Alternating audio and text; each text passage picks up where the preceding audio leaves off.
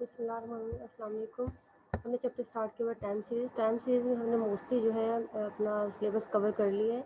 हमने secular trend उसके different methods पढ़ लिए, सीजनल वेरिएशंस को मेजर करने के डिफरेंट मेथड पढ़ लिए, साइक्लिकल फ्लक्चुएशन, इरेगुलर हमने सारे मतलब मेथड्स को देख लिया, कंपोनेंट्स जो चार बेसिक होते हैं। और उसके बाद नेव मॉडल्स जो फोरकास्टिंग के लिए था वो भी देख लिया। अब हम स्मूथिंग मेथड्स पे आ रहे हैं कि हमारे जो डाटा में फ्लक्चुएशंस आ जाती हैं उसको स्मूथ आउट कैसे करते हैं।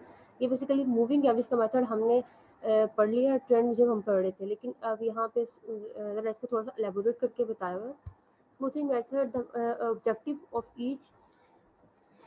of each of these methods is to smooth out the random fluctuations caused by irregular component of time series। Basically जो आपके irregular कंपोनेंट मतलब आपका कोई स्ट्राइक होगी, कोई भी जो रैंडम वेरिएशन आ गई उसकी वजह से आपके जो डाटा में अप्स एंड डाउन्स आते हैं, फ्लक्चुएशंस आती हैं, उसको स्मूथ आउट कर देती है। For they are refer to as smoothing methods. Smoothing methods are appropriate for stable time series that is one that exhibit no significant trend, cyclical or seasonal effect, because they adapt well to change in the level of time series. However, without modification, they don't work as well as significant trend, significant seasonal variation। मतलब ये cyclical, seasonal और trend सारे component खत्म कर देते हैं, मतलब जो इरेगुलर वेरिएशंस को मुहैया करता है ये basically. Smoothing methods are easy to use and generally prove high level of accuracy for short range forecast such as a forecast for next time period. मतलब ये ज़्यादा दूर की फोरकास्ट नहीं करते, शॉर्ट पीरियड की जो फोरकास्ट है वो कर सकते हैं हम इसके थ्रू। और जो आपकी जो होती हैं रेगुलर वेरिएशंस वो होती भी शॉर्ट टर्म ही है। One of the methods, exponential smoothing, has minimal data requirement and the good method to use when forecast required for a large number of items। अब मूविंग एवरेज क्या होता है? Moving average आप पढ़ चुके हैं कि हम जो जिस भी डाटा का हमने करना होता है, अगर 3 ईयर कर रहे हैं, 4 ईयर कर रहे हैं, 5 ईयर कर रहे हैं, 6 7 जो भी ईयर कर रहे हैं उसके अकॉर्डिंग हम उनका एवरेज ले लेते हैं और नेक्स्ट नेक्स्ट वैल्यूज़ का लेते जाते हैं और उनके कोरस्पॉन्डिंग उनके मिड वैल्यू के सामने हम मूविंग एवरेज लेते जाते हैं। ये सेकुलर ट्रेंड जब हमने पढ़ा था उस टाइम पे हम ये कैलकुलेट करना सीख लिया था।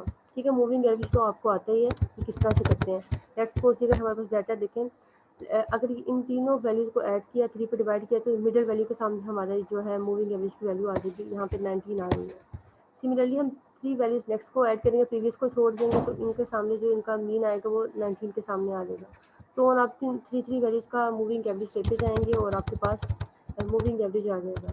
अब नेक्स्ट तो देखिए ये इरेगुलर कंपोनेंट आ रहा है, इसमें कोई ट्रेंड नहीं आ रहा। ट्रेंड होता है इंक्रीजिंग ट्रेंड या डिक्रीजिंग, ये बेसिकली इस तरह से शो कर रहा है। स्टेशनरी ट्रेंड है, इसमें ट्रेंड नहीं है, इसमें बेसिकली इसमें आपके पास इरेगुलर वेरिएशंस आ रही हैं, फ्लक्चुएशंस आ रही हैं डाटा में।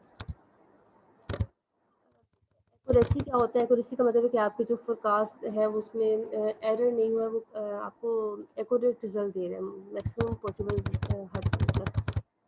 जब आप मीन स्क्वायर एरर निकालते हैं टू डिफरेंट डाटा सेट्स का, तो मतलब आप देखते हैं उसी डाटा सेट का टू डिफरेंट मेथड से, तो आप देखें जिसका एमएससी कम होता है वो मेथड ज़्यादा बेटर होता है। अब आता है वेटेड मूविंग एवरेज का, ये थोड़ा सा न्यू है। मूविंग एवरेज तो आपने पढ़ लिया था। वेटेड मूविंग एवरेज में ये होता है कि आपने वेट असाइन करने होते हैं। ठीक है, आपको वेट्स गिवन होंगे, आपने अगर जब मूविंग एवरेज कैलकुलेट कर रहे होंगे तो उसको वैल्यूज़ को वेट्स असाइन करते जाएंगे। ठीक है, इसका पर्पस क्या है basically? The moving average method, each observation in moving average calculation receive the same in weight. अब देखिए हर जो हम थ्री वैल्यूज़ का फॉर एग्जांपल हम लास्ट में कर रहे थे मूविंग एवरेज, उसको हम हर एक को इक्वल इंपॉर्टेंस दे रहे थे। अब वेटेड मूविंग एवरेज में ये होता है कि हर जो ऑब्जर्वेशन है उसके अकॉर्डिंग उसको वेट असाइन करके फिर उसका एवरेज कैलकुलेट करते हैं। One variation known as weighted moving average involves selecting a different weights for each data value and then computing a weighted moving average most recent n values as। देखिए अगर ये हमारे पास है 17 21 19, हमारे पास कोई वेट्स होंगे, अगर 3 ईयर मूविंग एवरेज करें तो हमारे पास 3 वेट्स होंगे कोई गिवन। अब ये आपने याद रखना है, मोस्ट रिसेंट को आप मैक्सिमम वेट असाइन करते हैं। मोस्ट रिसेंट अगर आप इन तीनों का लेते हैं एवरेज, तो मोस्ट रिसेंट इसमें 19 है। मोस्ट रिसेंट का मतलब होता है जो न्यू ऑब्जर्वेशन है इनमें से वो 19 है।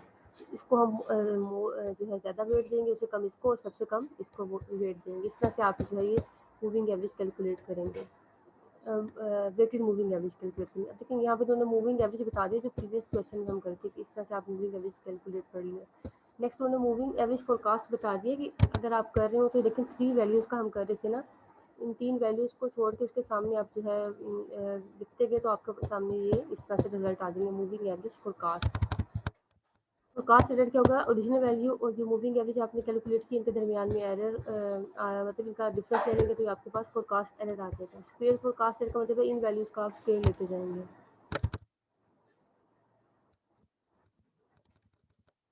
इन the most cases the most recent observation is the most weight, ठीक है, जो रिसेंट ऑब्जर्वेशन होगी इसको मोर वेट देंगे। Weight decreases in older data values then we, अब जैसे कि यही आपके पास एग्जाम्पल है, तो इसमें अगर आप 3 ईयर मूविंग एवरेज कर रहे हैं तो आपके पास वेट 1/6 है, 2/6 है, 3/6 है। तो आप 1/6 देंगे जो ये सबसे कम है 0.13 होता है आई थिंक। या आप जो है ओल्डर ऑब्जर्वेशन को दे रहे हैं, 2/6 जो है मिडल है, यानी कि मैक्सिमम नहीं है ये, दरमियान वाला कोई वेट है। 2/6 आप 0.33 आता है, इसको आप 21 को दे देंगे। 3/6 0.5 है, ये मैक्सिमम वेट है, तो ये आप दे देंगे मोस्ट रिसेंट ऑब्जर्वेशन को। मोस्ट रिसेंट ऑब्जर्वेशन को मैक्सिमम वेट देंगे। इस तरह से आप ये जो है इनका एवरेज कैलकुलेट करेंगे।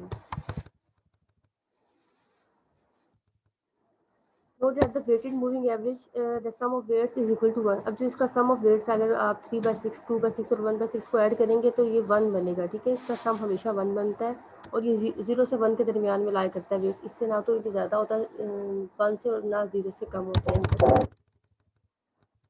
Forecast accuracy here, if we believe that the recent past is better period of a future than the distant past, larger weight should be given to the more recent observation. However, when the time series is highly variable, selecting approximately equal weights for the data values may be best. So that the only requirement in the selecting weights is that their sum equal to 1. अब इसको देख लेना, आपने इन्होंने बताया हुआ है,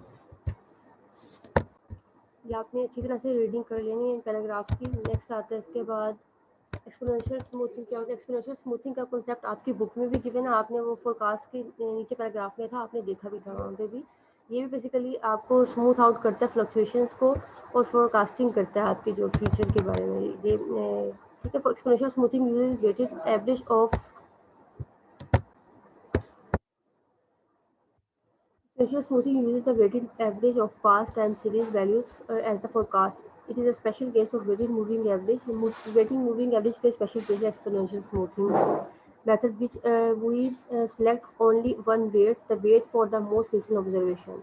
अब इसमें ये क्या है, इसका बेसिक फार्मूला कि आपके पास F T plus one equal to alpha T Y T plus one minus alpha F T.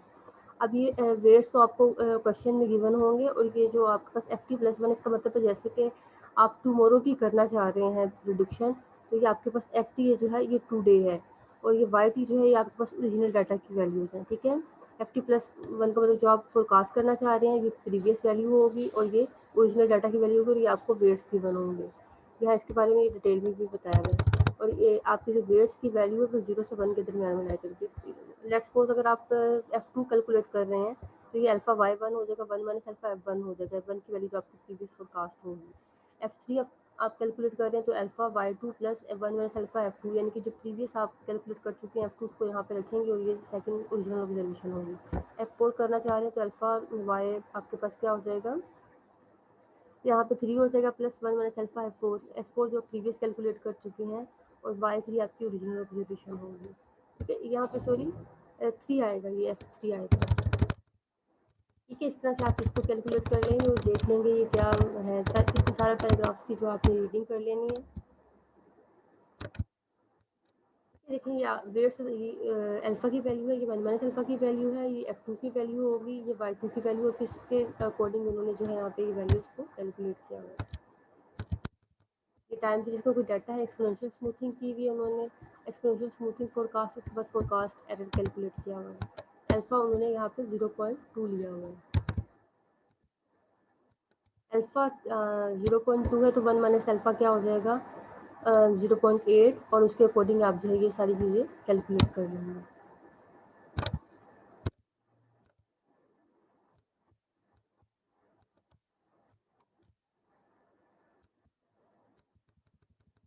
ठीक है। ये स्क्वायर एरर आपका मीन स्क्वायर एरर कैलकुलेट करने के लिए इन्होंने ये स्क्वायर ले लिया, आपकी जो फोरकास्टेड एरर का था हम स्क्वायर करते गए, और यहाँ से उसका सम करके आपके पास ये आ जाएगा MSC 11 वैल्यूज़ का, क्योंकि फर्स्ट वैल्यू नहीं आती तो इसलिए 11 वैल्यूज़ का है MSC। अभी अल्फा 0.3 लिया उन्होंने, और उसके अकॉर्डिंग MSC कैलकुलेट किया तो ये आपका 9.35 आ गया। तो ये वाला MSC जो है इसका इस वेट के मुताबिक जो है कम आ रहा है, तो ये ज़्यादा बेटर होगा। For accuracy, forecast accuracy, then a smoothing constant of alpha 0.2. Thus, we would inclined to prefer original smoothing constant of 0 alpha 0.2. अब आपको पता है कि इसमें जो जिसका एमएससी सोल्व होता है वो हमारे पास जो ज़्यादा प्रेफरेबल होता है। नेक्स्ट आता है, अब आपको यहाँ पर क्वेश्चन बता दूँ, आपने एक्सरसाइज के देख लेने हैं। Consider the following time series week है, आपके पास वैल्यू गिवन है। Develop of 3 week moving average for the time series. आपने मूविंग एवरेज कैलकुलेट कर लेनी है 3 ईयर्स की। What is the forecast value of 7? आपने जो 7 यहाँ इसके कोरस्पॉन्डिंग आएगा उसकी जो है फोरकास्टेड वैल्यू कैलकुलेट करनी है। अभी वो मैं बताती हूँ आपसे किस तरह से करिए। देखिए यहाँ पे ये आपके पास सोल्यूशन है, यहाँ पे देखते नहीं, देखिए इस तरह से डाटा आपके पास, आपने मूविंग एवरेज कैलकुलेट कर ली।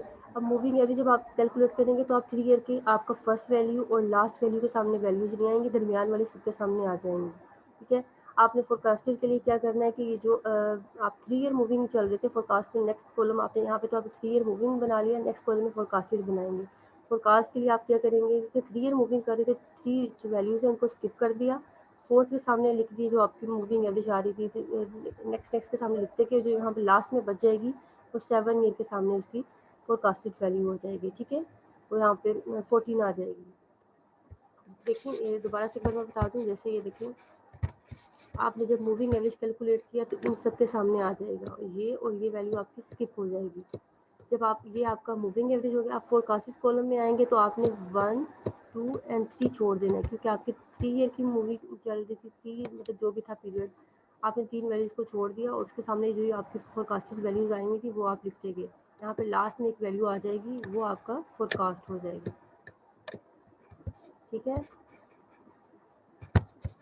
और नेक्स्ट आपने फोरकास्ट एरर कैलकुलेट किया हुआ है कि आपकी जो ओरिजिनल वैल्यूज थी और फोरकास्ट की वैल्यू थी उनके दरमियान में डिफरेंस ले लिया, और फोरकास्ट एरर में आप उनका जो है स्क्वायर ले लिया मीन स्क्वायर एरर कैलकुलेट करने के लिए। ये पार्ट मीन स्क्वायर एरर कहा हुआ, इसलिए उन्होंने आप मीन स्क्वायर के लिए यहाँ पे इसका स्क्वायर करते गए, और 3 वैल्यूज़ का था ये बेसिकली, तो 3 वैल्यूज़ को इसको डिवाइड कर दिया। नेक्स्ट सी पार्ट में उनका use alpha equal to 0.2 compute exponential smoothing for the time series what is the forecast of 7। अब यहाँ पे उन्होंने स्मूथिंग एक्सपोनेंशियल स्मूथिंग के थ्रू किया हुआ है। एक्सपोनेंशियल स्मूथिंग का जो फार्मूला उसके अकॉर्डिंग आपने ये कर लेना, वो जो फार्मूला था F T plus 1 equal to alpha Y T plus 1 minus alpha F T. तो यहाँ पे आपने जो है वो उसके अकॉर्डिंग फोरकास्ट फाइंड कर लेनी है। ठीक है, वाई टी का मतलब है ओरिजिनल वैल्यूज, एल्फा जो आपको गिवन है क्वेश्चन में 0.2 कहा हुआ है उन्होंने, और एफ टी प्लस में जो है आपने फोरकास्टेड वैल्यू ये कैलकुलेट कर लेनी है। ठीक है, फोरकास्टेड वैल्यू ऑफ 7 0.2 आपका 9 आ जाएगा, ये जो आपकी ओरिजिनल वैल्यू है, प्लस 0.8 और प्रीवियस जो आपका फोरकास्टेड वैल्यू कैलकुलेट हुई होगी आपने वो यहाँ पर रखे, ये आपके पास 11.76 आ जाएगा।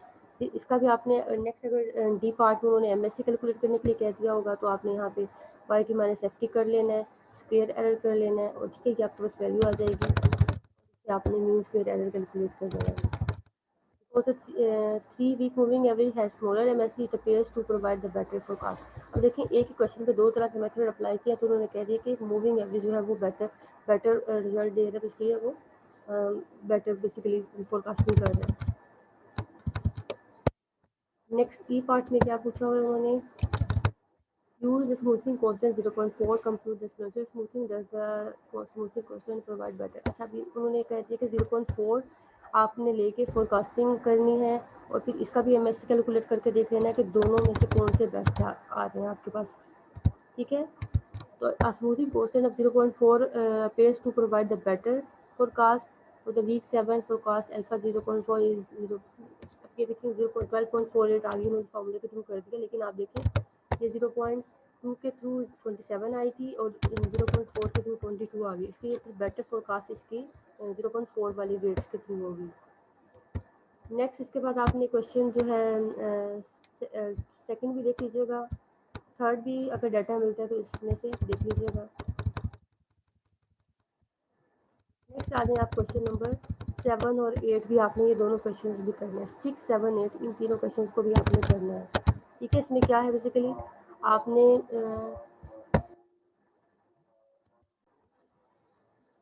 क्वेश्चन नंबर 6 में आपके पास है ये डाटा है, और आपने 3 ईयर मूविंग एवरेज कैलकुलेट कर लेनी है, एक्सप्रेशन स्मूथिंग कर लेनी है अल्फा 0.2 के थ्रू। ये दोनों जब आप कैलकुलेट कर लेंगे फिर आपने देखना है कि नेक्स्ट फोरकास्ट करने नेक्स्ट मंथ के लिए, वो देखना विच फोरकास्ट इज बेटर, ठीक है। इसको आप जो आपका मूविंग एवरेज है वो कर लेंगे, फिर नेक्स्ट की फोरकास्ट भी कर लेंगे, और फिर एमएससी जो है 0.2 वाले दोनों के लिए एमएससी कैलकुलेट कर लेंगे और देखेंगे कि जिसकी एमएससी कम आ रही है वो बेटर होगा, ठीक है। और ये नेक्स्ट की जो है प्रेडिक्शन की हुई है। उसके बाद 7 क्वेश्चन में आपके पास है 3 year moving, 4 year moving average आपने करनी है, और आपने नेक्स्ट जो है फोरकास्ट करनी है और देखना है कि कौन से बेटर फोरकास्ट देख रहा है, जिसकी एमएससी की वैल्यू कम होगी वो बेटर फोरकास्ट करेगा। क्वेश्चन नंबर 8 में भी यही है, आपने 3 ईयर मूविंग एवरेज करनी है, एक्सप्लोजर स्मूथिंग 0.2 के थ्रू करना है और देखना है कौन सा है जो बेस्ट फोरकास्ट दे रहा है, मतलब जिसका एमएससी कम होगा वो बेटर फोरकास्ट देगा, फिर उसके थ्रू आपने फोरकास्टिंग करनी है नेक्स्ट। क्वेश्चन नंबर 9 में भी यही है,